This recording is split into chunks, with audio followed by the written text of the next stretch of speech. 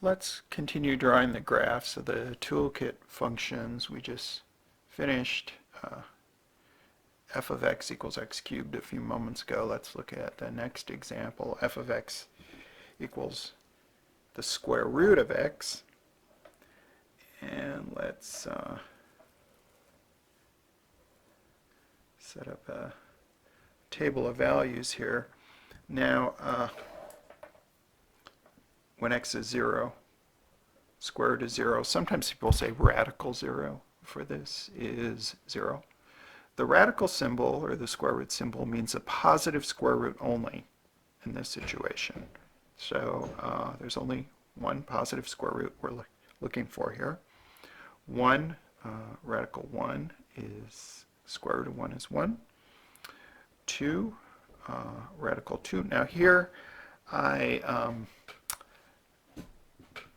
this doesn't simplify, right? Square root of 2. It does have a decimal form, and for plotting points, it's always good to have a calculator handy and to be able to come up with decimals for these square roots and other kinds of radicals we occur. Square root of 2 is about 1.4.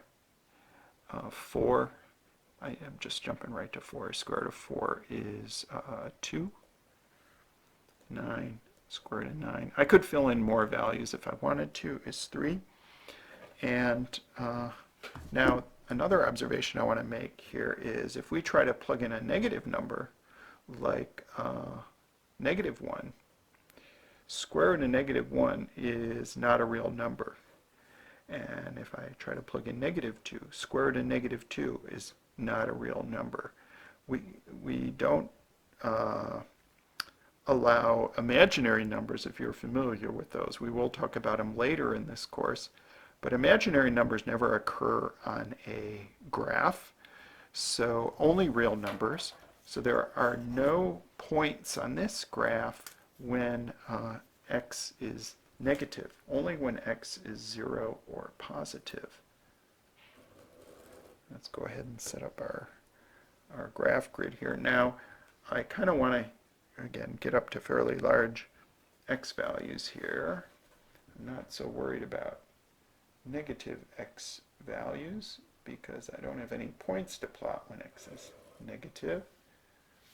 Let's see here, I got 1, 2, 3, 4, 5 for x, 6, 7, 8, 9, okay, 10, that should be good enough for the values I have. And 2, 3, 4, 5 on the y-axis. Label some negatives.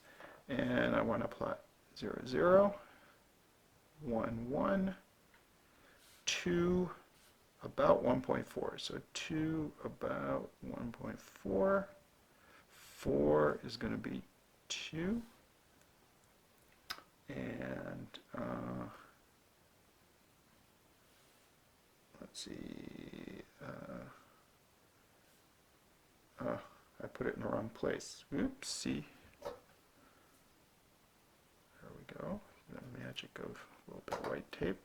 Sorry. 4 should be 2. 9 is 3. There we go. There are no points to plot when x is negative. The shape of this curve of the square root graph is sort of like so. And we'll talk about more about domain in the next section, but I just want to observe here that the domain is only x values greater than or equal to 0.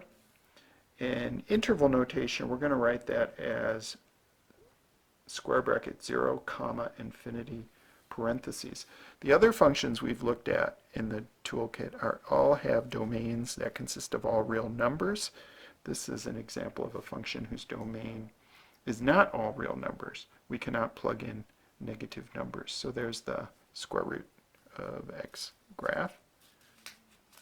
Well, let's go on to the last couple ones here. The cube root of x is maybe the weirdest one we're looking at in our toolkit. And let's go ahead and compute some values here.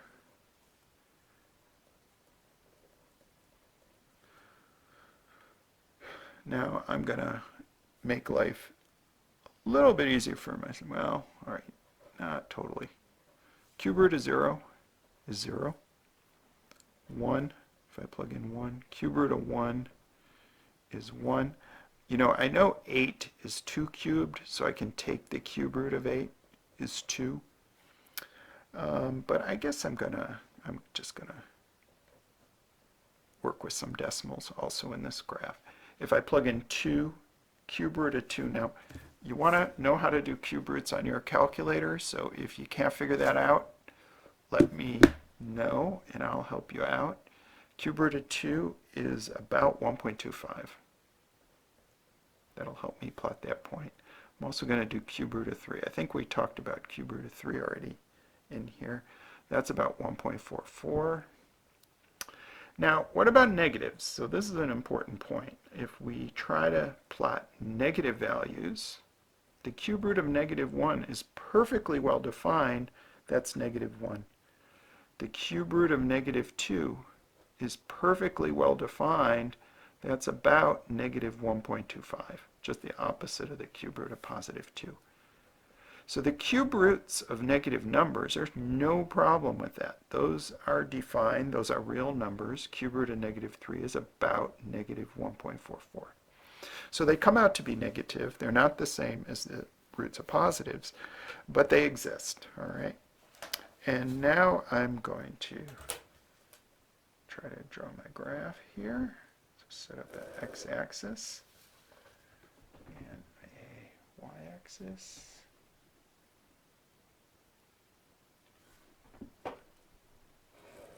Graph paper helps, and I want to be able to, get out to 8. 1, 2, 3, 4, 5, 6, 7. Okay, make my x-axis a little bit longer. 1, 2, 3, 4, 5. Just label 5. 1, 2, 3, 4. Negative 5.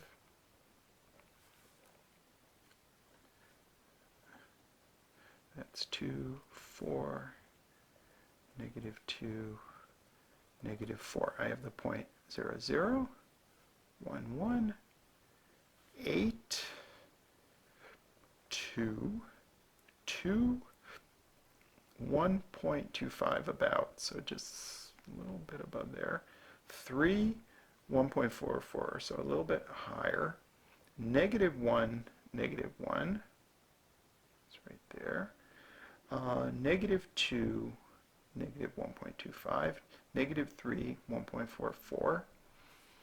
And so here's the cube root graph.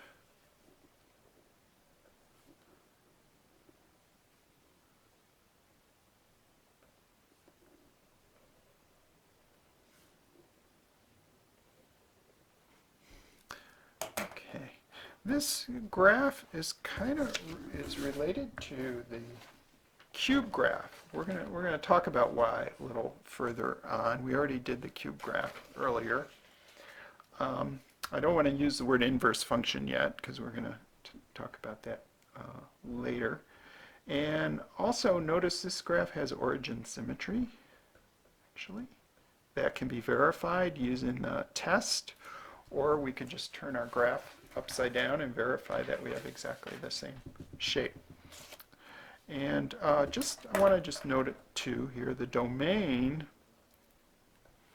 is all real numbers. So this is very different from a square root graph. There's no restriction on the domain here, which we're going to soon write with interval notation, minus infinity to infinity. So there's our f of x equals the cube root of x, and a little lopsided, sorry, 5, 6, 7, 8. I think I lost my symmetry a little bit by sketching it too fast. Okay, one more Toolkit graph that I think you're probably very familiar with, the absolute value function.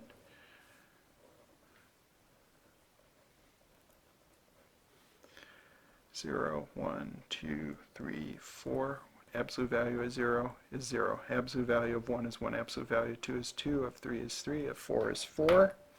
The absolute value of negative numbers is positive, right? Absolute value makes a number positive.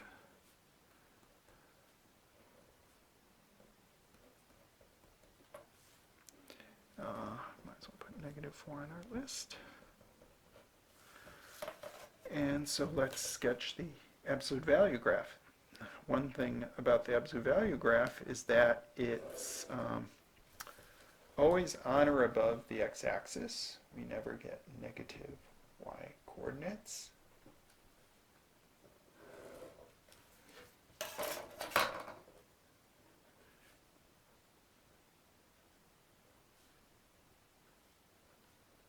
I'm labeling my scale again.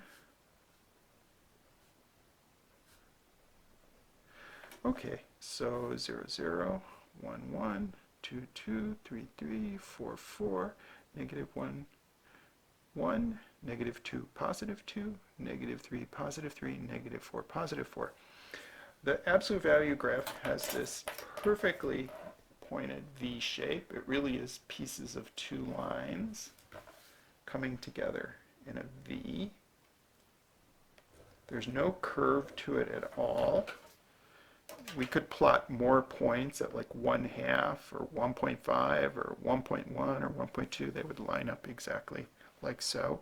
So the absolute value graph is very different from the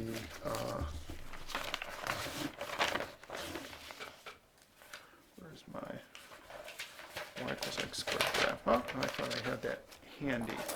Just wanted to say, make a comment about y equals x squared, but I'm not going to do it because we're out of time and this video is long enough. So that's the last of our toolkit graphs, the absolute value.